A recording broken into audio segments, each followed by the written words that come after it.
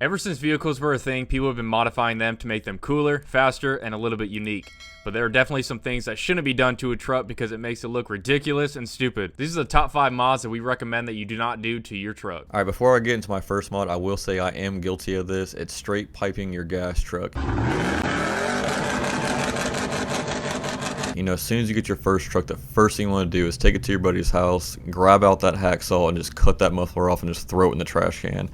I definitely did that. I put 4-inch straight pipe all the way back on my F-150 to dual 5-inch tips with an X pipe. I thought I was the coolest kid in high school. I just went around just flooring it everywhere I went, even though I wasn't moving whatsoever. I just sounded fast, even though I was going probably 45 miles an hour.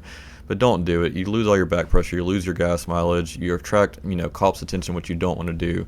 You think you're cool, but you're really not. Just save the money, buy a nice exhaust system.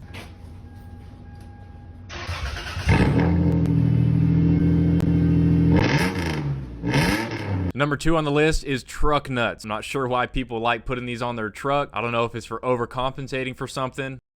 But truck nuts are one of the stupidest things you guys can add to your truck. I can see a teenager putting it on their truck thinking that it's maybe cool. But if you're like 45 years old and you guys have truck nuts, I'm sorry to say this, but grow up, please. I think we can both agree that if this list was actually in order, squatting your truck would absolutely be number 1.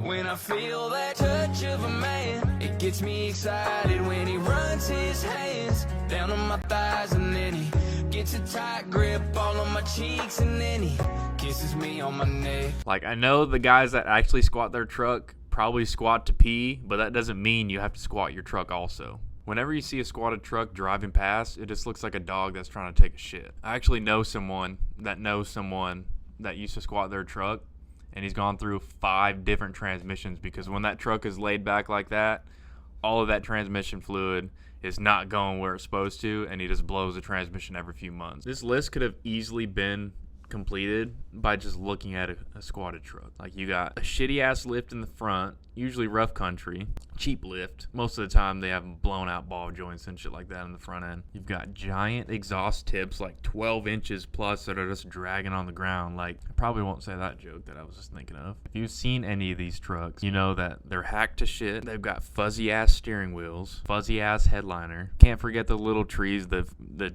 200 little trees that they have on the inside of their truck. Actually no, I have not ridden in a squatted truck before. It was almost squatted, but I've been to a couple truck meets here, and dude, just makes me want to throw up looking at them. Like, it makes me feel embarrassed to drive a truck here. Like, down here, California, it wasn't too bad, but like in this area, man, there's no good looking diesels. It's all just squatted trucks.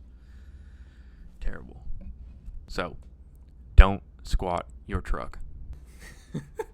Number 4 on the list, we got cheap eBay or auto parts store cold air intakes. I'm not sure if people just don't have the money to buy a quality cold air intake, but if you're getting one from an auto parts store or eBay that just has one single tube and a filter hanging off of it with no enclosed box, but it's only for looks, you're not getting any performance upgrades for that cold air intake. You're probably actually losing performance because it's just pulling in a bunch of hot air from the engine bay. If you want actual performance out of a cold air intake, you guys need to get one that has an enclosed box that's pulling cold air from outside of the engine bay, like most trucks pull up from the fender well. So that is why cheap cold air intakes made this list, because it's basically just for looks. You're not gaining any power. You're probably losing power compared to the stock intake box. 5th on the list is going to be anything aftermarket at your local auto parts store. Just like the fender flares are too bulky, especially if you don't have any offset. Don't put those on there. Just makes your truck look 10 times worse when you have a huge set of fender flares with no offset whatsoever. Any sort of fake hose scoop that you guys see at those auto parts store, any sort of stickers, those flame stickers, the bullet holes, stuff like that, stay away from them. Plasti dip is another thing. It looks good for about a week or so, and then they just start deteriorating or start peeling. So anything like that, just stick away from. Anything pretty much on sale at your local auto parts store, just stay away from. There's a reason why it's on sale in the first place. Alright guys, that'll do it for this video. Those are our top 5 mods that we think you should not do to your truck. If there's any that you know that we missed, definitely let us know down below and tell us some of the worst mods that you guys have done to your truck. But until next time guys, thanks for watching.